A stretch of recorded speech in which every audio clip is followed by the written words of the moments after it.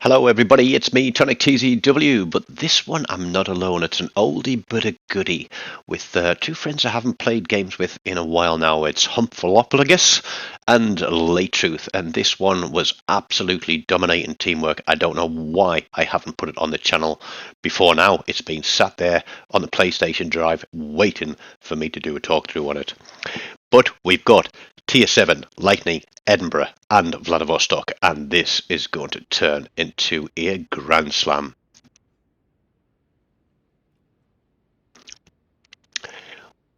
Although we spawn centre, we decide that we are going to play a cap, but we're trying to make a decision as to which cap we'll play because we are the only destroyer. And that is always a difficult position to be in. So we think, do we play B and then push C? Decisions. This is going to be a really hard-fought game. Early game, we're looking at position. We're looking to see if we're getting located. We're looking to spot for the red team. We are the only destroyer. We are the eyes for the team. But mostly we want to support the division, and the division is part of the team. We can't be everywhere, we can't do everything, but what we can do is to try and do our best. There is the Alaska. Now, that's not somebody I want to be anywhere near because he is a radar cruiser, so I hold tight from touching the cap just so he doesn't realize I'm there and light up his radar. There are lots of big ships back here. They can all focus that radar cruiser. They've got plenty of opportunity to take that guy out while he was sat in the middle of open water there.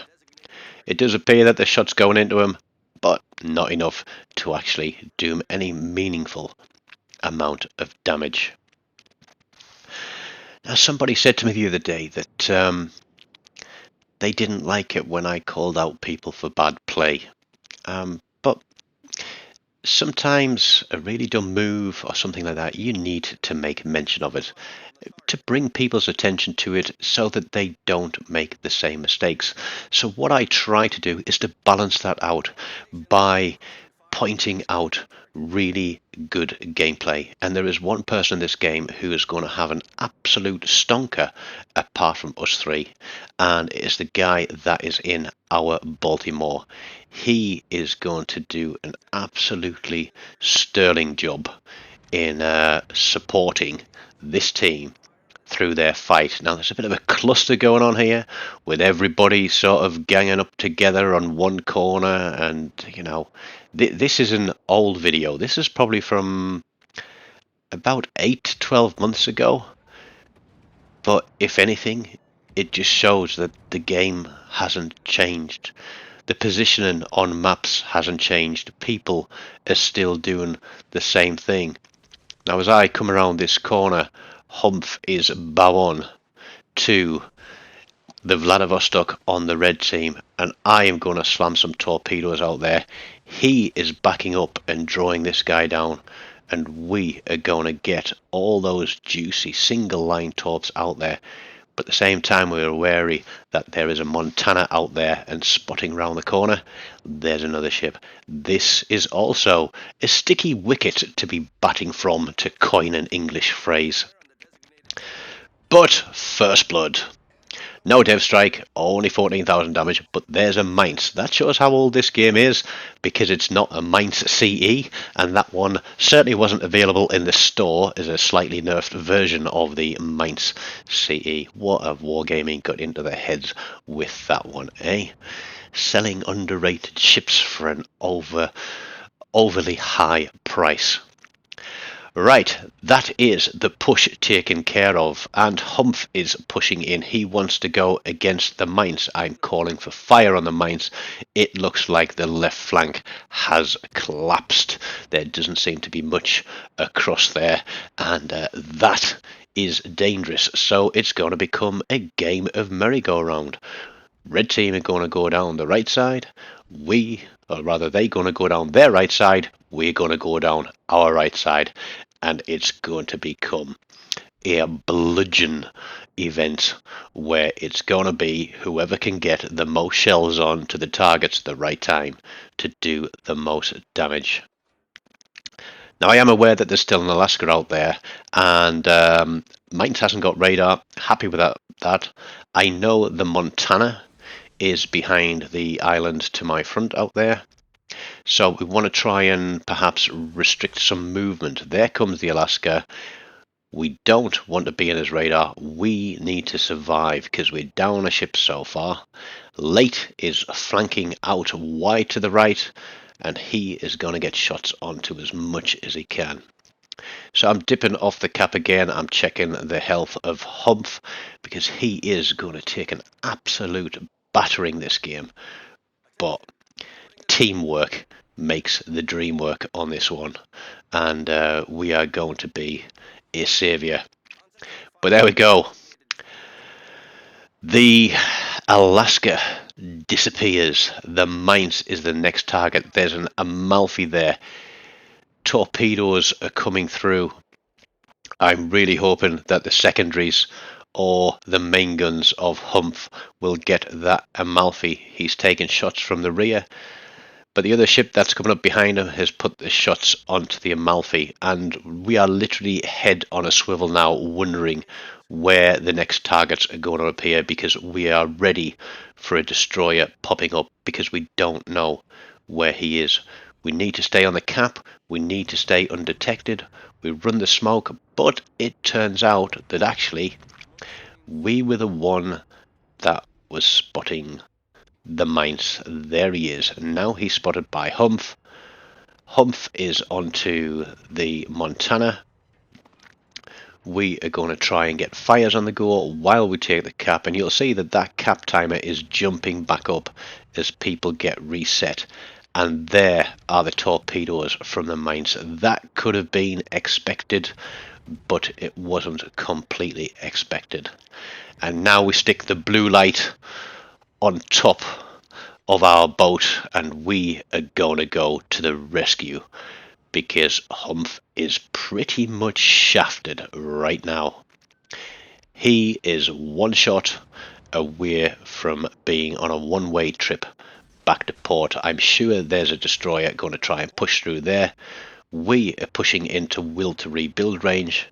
Humph is doing his darndest to tank this guy, and now he's got a fire on him.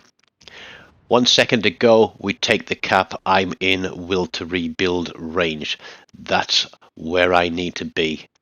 Hopefully, if he can stay covered from the rear, then I can stay in will range, stay undetected. I've only got the short smoke screens, but we can get a little bit of fire onto this Montana, and we can help to take the big guy down.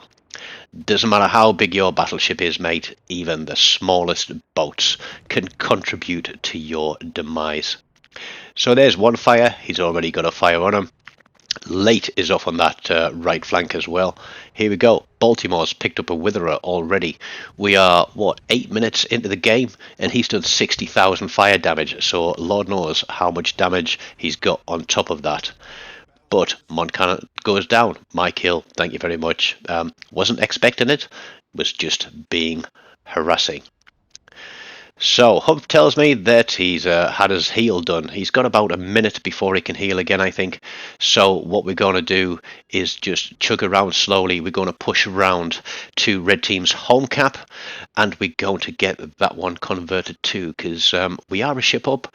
We are a few points up, but it looks like Red Team are going to come storming through the centre here, and that is potentially dangerous to us, because I'm sailing out broadside, and we don't want Humph to be coming out broadside to these guys either. Predicting where those guys are going to push to, we put the torpedoes out. There is a destroyer out there somewhere. Baltimore plays this to perfection, because he's going to push, and I believe he is going to radar this Fletcher, and that's going to let us get some shots on. The Alaska is still there. Guns out, fired. There's the Fletcher. He's fired his guns. Everybody's spotted. I'm thinking the Balti is in a position to take care of him. He's limit of range for me. Let's try and finish that Alaska and get their radar off the map before we consider what we're going to do next. But there we go. Baltimore slams that Alaska and takes him out. Again, in some cases, people do snipe really low health kills, but this guy has been pumping out consistent damage throughout this entire game. He is playing like a star.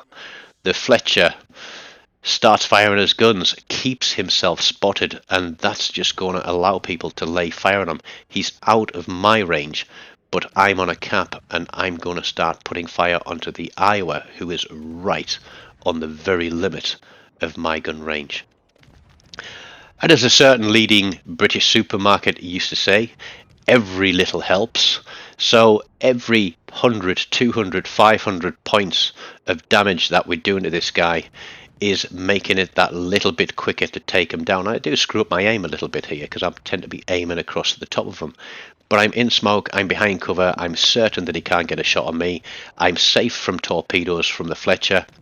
And we're just going to keep chipping away and chipping away. And look at the rain of fire going in on this guy. He's pushed in close. He can't fight up close the way he wants to. And we are just going to take him down a little at a time. Late is chipping in with his guns. The Balti is absolutely slamming it.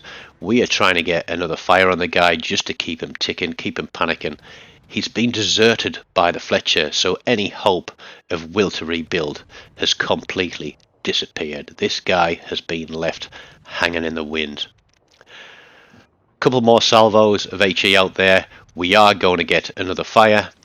Just as we get the fire, we launch torpedoes thinking he's going to push in, but the Balti takes him down again. So as I said, good positioning, perfect fire. The guy is laying it on thick and fast.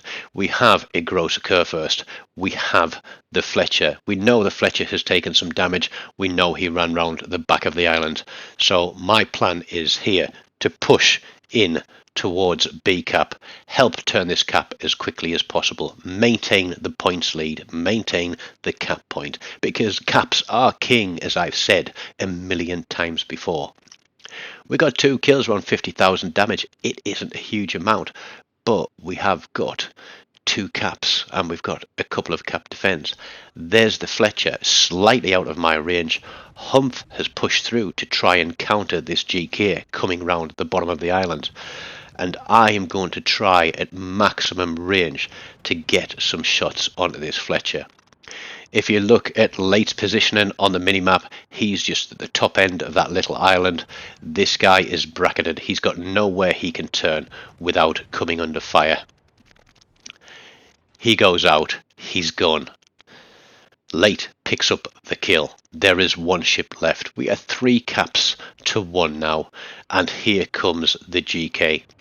I've already given Humph life support once, and we are going to do exactly the same again because this GK has a lot of hit points left on him. I'm very wary of my range to him. I'm telling Humph to back up. I know he's on fire. I'm going to drop these torpedoes straight across to this GK, and we're going to lay a set slightly to the rear of those just in case he tries to turn in. Now we want to make him panic. We put the smoke screen out there. He knows there's a destroyer here.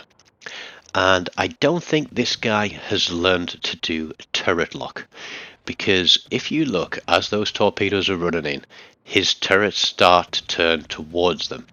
And that means he isn't pointing those turrets at Humph. His secondaries may be going, but it takes time for him to get his turrets back over to Humph, and he is not going to get that time.